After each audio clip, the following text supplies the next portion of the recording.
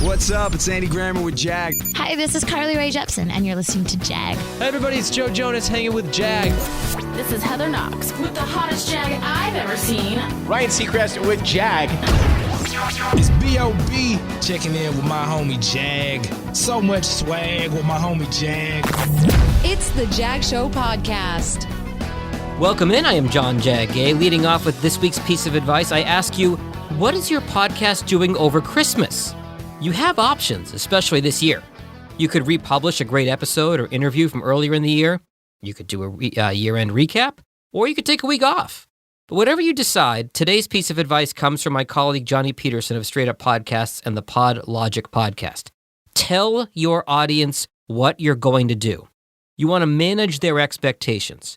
For example, every Friday before a long weekend on The Daily, Michael Barbaro says, "See you on Tuesday, after the holiday." If you tell your audience not to expect an episode until January, you won't leave them waiting for something that won't show up. Of course, this year's different from all other years in that many of us won't be traveling over the holiday. And while that may mean less time in cars and waiting at airports to listen to podcasts, it might also mean more free time around the house between December 24th and January 1st. So make a decision and tell your audience. For example, I plan on releasing an episode next week, perhaps on Christmas Day. After all, I'm Jewish, and I usually volunteer to work December 25th, so my coworkers can stay home. On to this week's podcasting news. Steve Goldstein is a brilliant radio-turned-podcasting mind, and he writes about the resurgence of audio in his 2020 recap. Highlights include Apple, Amazon, and Google all getting into the space, as well as C-suite executives now seeing the power of audio.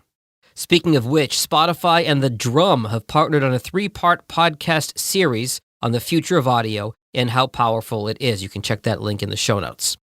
And of course, Spotify continues to land the biggest names in the world. They've announced a new podcast hosted by the Duke and Duchess of Sussex. That'd be Prince Harry and Meghan Markle. Maybe their friend Michelle Obama had something to do with it. There is an effort out there to create a universal definition of every role in podcasting, from host and guest to editor and producer, so everybody can get on the same page. People, of course, agree and disagree with the statements here, but you can read the entire white paper from the podcast taxonomy in today's show notes. I tell all my clients not to sweat downloads, and building your podcast is a process. It's a marketing tool.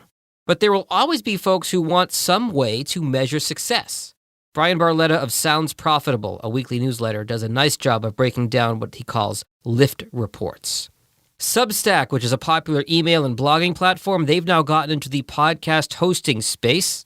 And if you want to start a podcast but have zero budget to do it, Tal Minear, I think I'm pronouncing that right, has a piece that shows how he created his audio drama podcast with 10 free tools. And finally, on a personal note, this episode is being released Friday, December 18th, which happens to be my 40th birthday. It's crazy to think what a difference a decade makes. The night I turned 30, I rented out the back of a nightclub in Burlington, Vermont, and had a bunch of friends in from out of state. 6 months later, I got my dream radio job here in Detroit. 3 months after that, I met the woman who I'd later marry, even though I didn't know it at the time. The last decade has been filled with travel, a huge career change to start my own business, dogs, and of course, the global pandemic. And at 40, a nightclub has no appeal to me, COVID aside. But a nice night in with steak, lobster tails, creme brulee, and Johnnie Walker Blue should do just fine. Thanks in advance, honey.